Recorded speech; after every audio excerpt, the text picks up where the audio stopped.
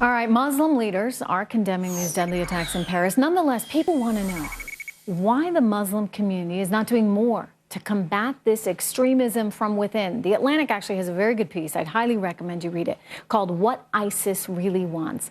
And in this piece, the author looks at the reasons for the rise in this extremism and ISIS, writing, and I quote, "The reality is that the Islamic State is Islamic, very Islamic.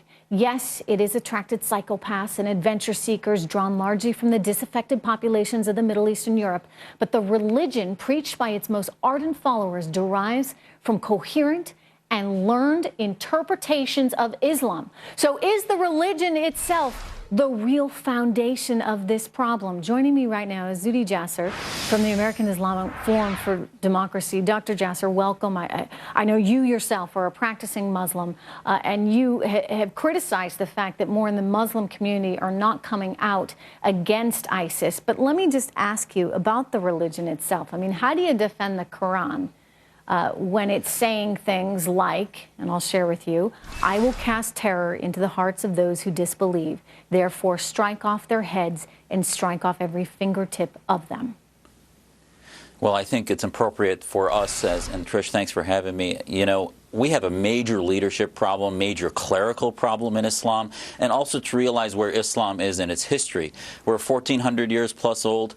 We still haven't gone through the separation of church or mosque and state, and the theocrats dominate the interpretation of passages like that. So that English translation that you read is a Saudi Wahhabi translation, a Salafi translation that's still stuck in the 7th century. My father, who is an expert in Arabic, Quranic Arabic, and other scholars will interpret that differently. But Islamic statecraft, the identity and the mixture of a person's faith identity with the Islamic nationalism is the sickness, is the drug that creates these militants. And until we in Islam take passages like that and reform them and interpret them in a Western, secular, moderate interpretation that not only, I mean, that word terror, for example. Yes. They don't want that. They want the caliphate. They don't want any kind of semblance of Western influence on what they're doing. This is sort of the root of the problem for ISIS. Well, Trish, where are Muslims like me? In the Middle East, Muslims like me that are reformists are in prisons being flogged by the Saudi government, being flogged by the Iranian regime, the Assad regime, Hezbollah,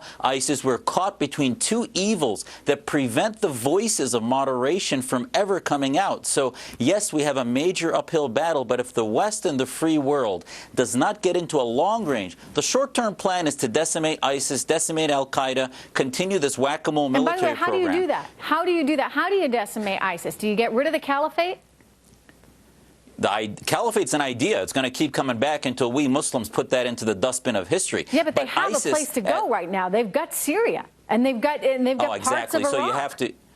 You're right. You have to decimate their buildings, where they live, their military establishments, their weapons, cut off their money. You have to go. It's going to take some ground troops, and this is why I was talking about even before ISIS that Assad was going to continue to create an environment that brewed these guys, no different than the Saudis brew Al Qaeda, the Egyptian dictatorship brews the Brotherhood, the Iranians brew Hezbollah. The Arab awakening was an opportunity to start to tip the Middle East away from this cauldron of radicalism towards freedom and liberty. And our administration in America and the West has been completely disengaged from engaging reformers. Dr. Jasser, I just want to say it's good to see you out in front of this issue, and you have been from the very beginning. I do want to point out that we had invited a religious leader, Imam Shazmi Ali, who's from Queens, who runs a mosque there, to come on the program today. He told us just yesterday he would be here, and everything was set up.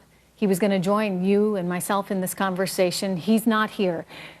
The Muslim community needs people actually out there condemning what has happened. And if they don't do this, you're going to have these hostilities, this resentment, and these tragedies continue. As long as we're portrayed as victims and as long as these imams run from the debates that we need to have to fix this cancer, the whack-a-mole program is going to continue. And I worry about my kids and your kids and our families. It is a cancer. Thank you so much, Dr. Jasser. We've got some more breaking news coming into us right now on states that are saying, no, we will not take refugees. We have just learned that North Carolina and Florida have jumped on board, saying they will not take the refugees in from Syria. Of course, remember, President Obama, beginning less than 6 weeks from now, wants to take 10,000 Syrian refugees into this country. The concern, of course, being that they cannot be properly vetted. We heard from Representative Peter King of New York earlier saying there's no way to properly make sure that ISIS does not populate these groups of refugees with terrorists. We've heard similar things from other intelligence professionals. Now, 13 is the tally. 13 states here in the United States of America say they will not take refugees. ISIS says there will be more attacks. There are threats right now against Washington, D.C. and London and Rome. We will have the details on all of these. A new video out, 11 minutes long, from ISIS.